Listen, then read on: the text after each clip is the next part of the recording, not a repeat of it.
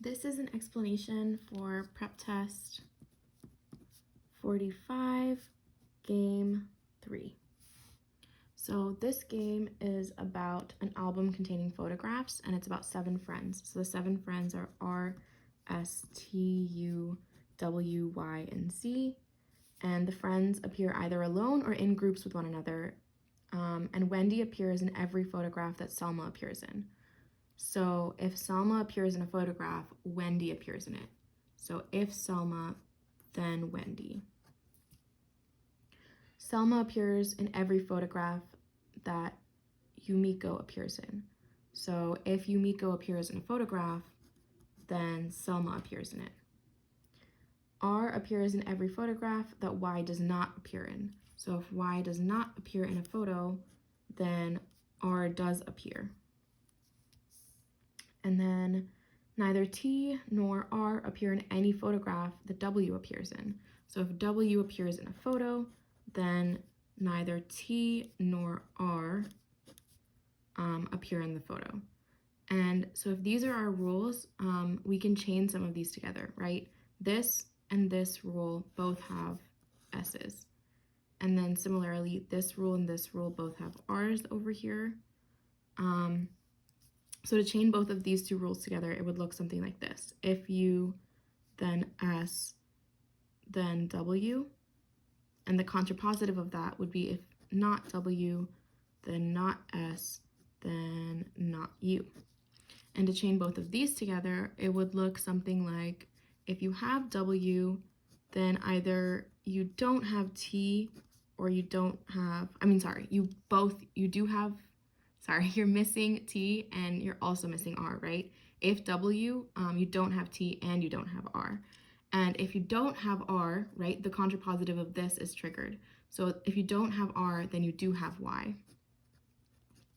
And then so this is a combination of both of these, right? So we can then cross both of these out so that we can just look at one thing instead of both of these. And then similarly, these 2 encompass the chaining of both of these 2 rules and the contrapositive. So the contrapositive of this would look something like, if you don't have Y, then you have R. And if you have R, then you don't have W. And if you have T, then you also don't have W. So that's what the contrapositive of this would look like. And so now for our photographs, right, I'm just gonna have, if you're in the photograph and if you're out of the photograph as the chart. So these, if certain people are out, right, certain people are in, and if certain people are in, certain people are out.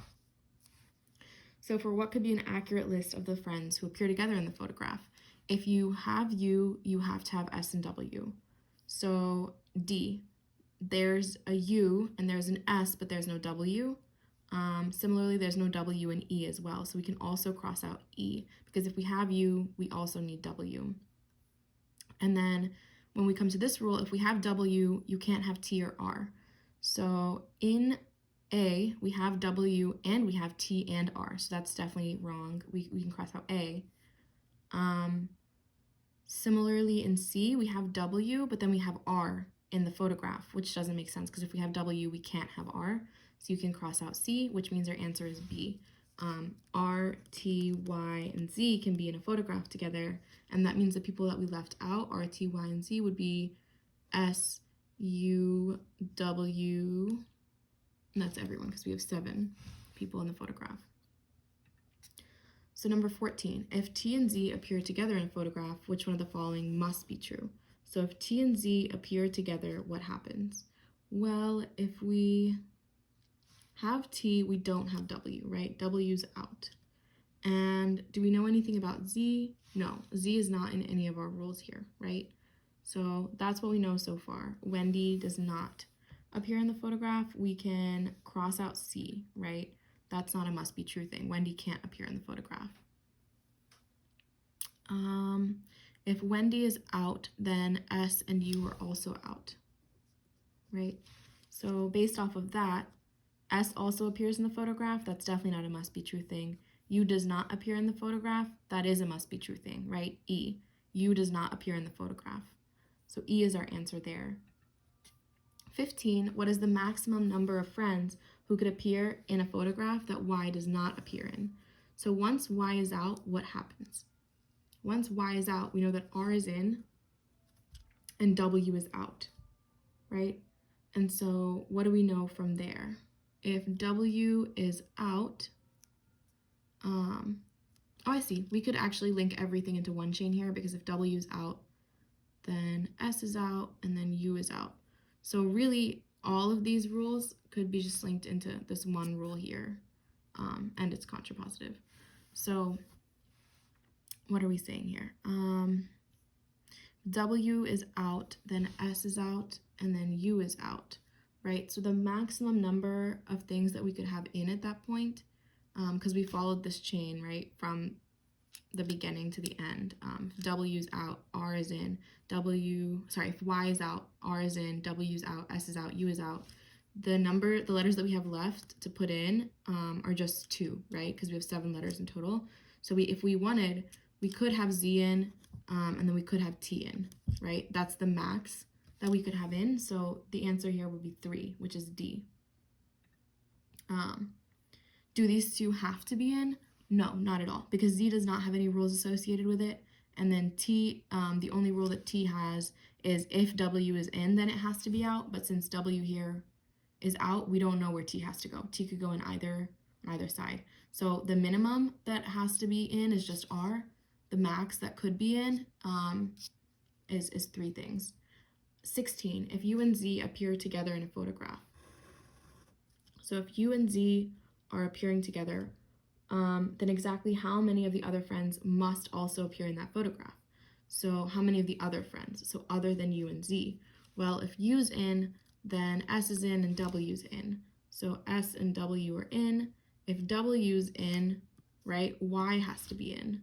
So other than U and Z, we have 3 people that are in.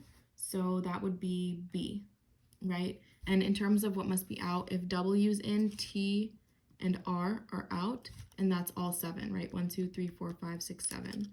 So this is the combination that occurs when U and Z appear together in the photograph and 3 other friends appear in that photograph other than U and Z.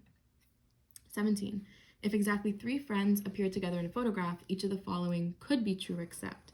So if 3 friends appear together in the photograph, that's this scenario as an example. So could it be true that S and Z appear together in the photograph? Maybe.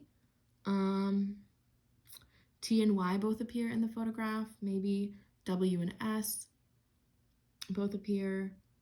Y and Z, Z and R. Well, we can definitely say that Z and R happens, right? Because that happens here, so we can cross that out. If we have 3 friends in, could those 3 friends be U, S, and W? Let's see. They could not, but they could be S, W, and Y, I believe. Let's see, S, W, and Y. If S is in, then W's in. If W's in, then Y's in. And at that point, we could have T and R out. We have to have T and R out, right? Because if W is in, T and R are out. So the letters that we have left here are Z and U. So Z and U we have to put somewhere still. And Z and U we can put on this side. Yep, and then so for this combination, S, Z, T, and Y, W and S we can cross out. We can cross out C. Y and Z. Okay, let's see if it could be true that we have S and Z together in the photograph. S and Z. If S is in the photograph, W is in the photograph, and that's, if W is in the photograph, Y is in the photograph, that automatically we have 4 things in, right? Because if S is in and Z is in, because of the S being in, we need to have W being in, which we added. And then because of the W, we need to have Y, which we also added, and that's already 4 things. So that's too many. That doesn't work because they want to know what can happen if exactly 3 friends are appearing together. So A cannot occur when we are just looking for 3 things going together. And that's the game.